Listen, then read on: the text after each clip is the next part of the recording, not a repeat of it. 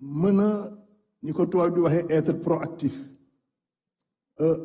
proactif ci lii nga xamante ni ay jafe-jafe la ci suñu démocratie muy indi ay rëq-rëq ci diggante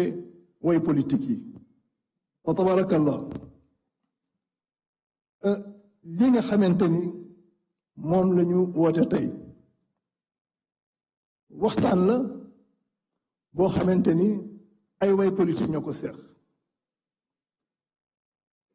te Sénégal dafa am loo xamante ni moo fi commencé law muy waxantelu ñaaw ak yéenante ayib te li koy indi lu ci ëpp seeni njaboot ñoo koy def way politique rek laay wax dafay jaadu kilifa diine yi waxtaan ak yéen ndax yonent bi moo ko wax kullukum raa'in wa kullukum mas'uulun an ra'iyyatihi yéen ñëpp ay sàmm ngeen te bu ngeen sàmmee njaboot yi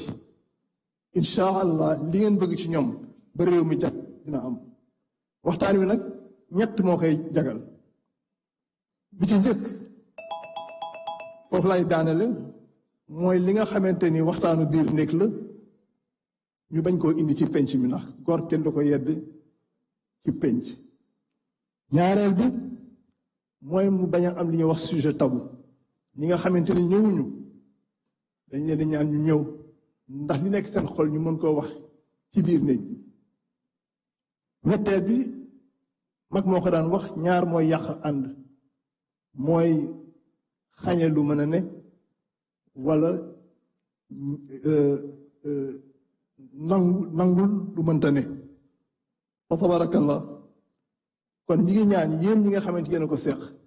lépp loo xamante ni mën naa nekk ci cadre dialogue bi ñu maye ko waaye ñi nga xamante nit ñooy ñaan ñu bañ a ñaan lu mënta nekk fa tabarakallah assalaamu aleykum wa rahmatullahi wa barakatuh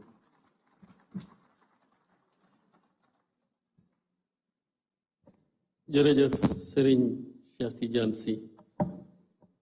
ñuy jox kàddu gi ki nga xam ni moo fi teewal Monseigneur André Gueye archevêque de Dakar muy wax ci turu jàngu bi muy monsieur Philippe Tine président du Conseil national du laïcat su noppee ñu jox kàddu gi monsieur Cheikh Diop représentant des centrales syndicales.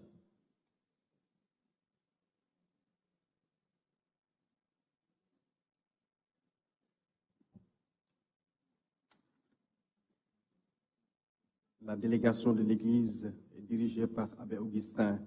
Thiaou, qui est le secrétaire général de la Conférence des évêques. Dans la délégation figure aussi Paul-Dominique Correa, qui est le président de Présence chrétienne, et moi-même, Dr Philippe Tine, président du Conseil national du laïcat du Sénégal. Excellence, Monsieur le Président de la République, distingués participants, chers concitoyens, Son Excellence, Monseigneur André Gueye, nouvel archevêque de Dakar, m'a chargé de porter la parole de l'Église catholique en cette occasion solennelle de l'ouverture du dialogue national 2025 sur notre système politique. L'Église catholique vous remercie, Excellence, pour la convocation de ce dialogue national et vous remercie de l'avoir associé à ce rendez-vous. L'Église catholique, par ma voix, vous transmet les chaleureuses salutations et les ferventes bénédictions de tous les catholiques de notre pays, évêques, prêtres, religieux, religieuses, laïcs, tous engagés dans la belle et exaltante mission de bâtir un Sénégal de justice et de paix. Chers participants, pour nous, communauté catholique, cette mission, loin d'être une simple aventure, tire sa substance dans le message de l'Évangile qui nous engage à être celle de la terre et lumière du monde. La profondeur et la gravité de ce mandat missionnaire trouvent un écho dans la constitution pastorale sur l'Église dans le monde, Gaudium et Spes, en son numéro 1, qui dit « les joies et les espoirs, les tristesses et les angoisses des hommes de ce temps, des pauvres surtout, et de tous ceux qui souffrent sont aussi les joies et les espoirs, des tristesses et les angoisses des disciples du Christ. En cette solennelle occasion, il me plaît de rappeler, comme lors des précédents dialogues de 2023 et de 2024, que l'Église catholique est artisan et partisan de tout dialogue,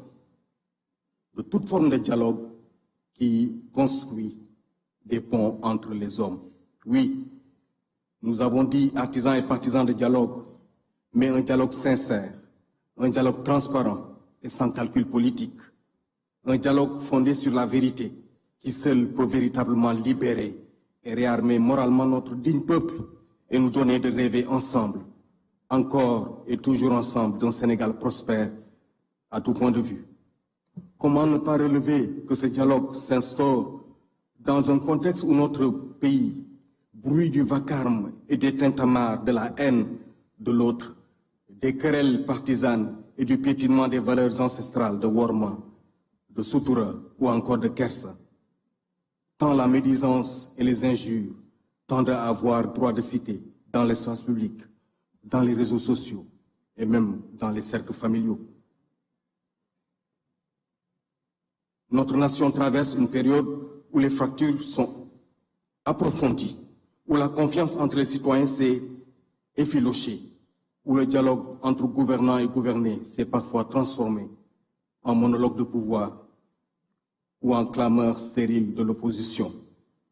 Les événements survenus de 2021 à 2024 ont laissé des blessures que seul un travail patient de guérison collective peut cicatriser.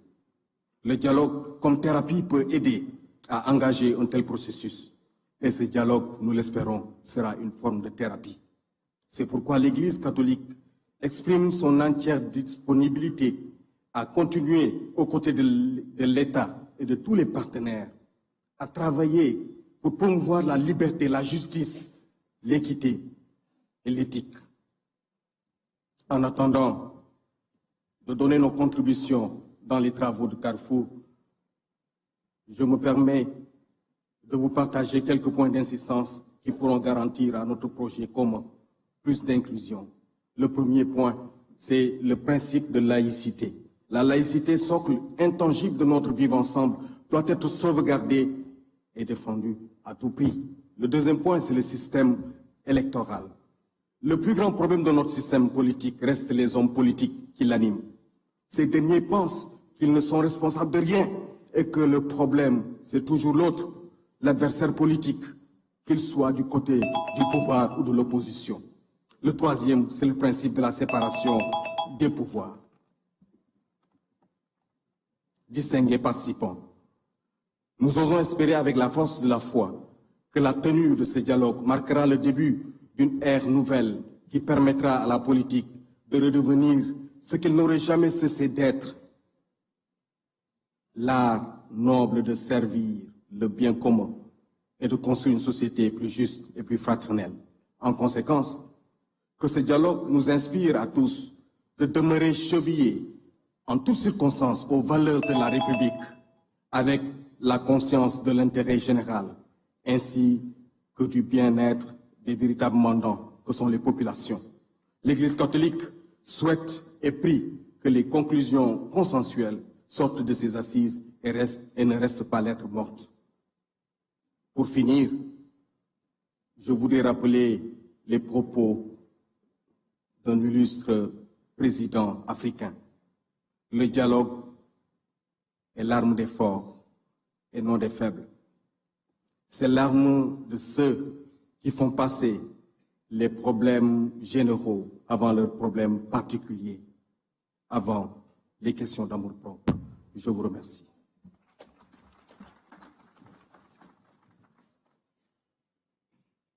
Merci beaucoup. ñu jox kàddu gi monsieur Cheikh Diop mi nga xam ni moo nar a wax ci turu centrale syndicale yi bu noppee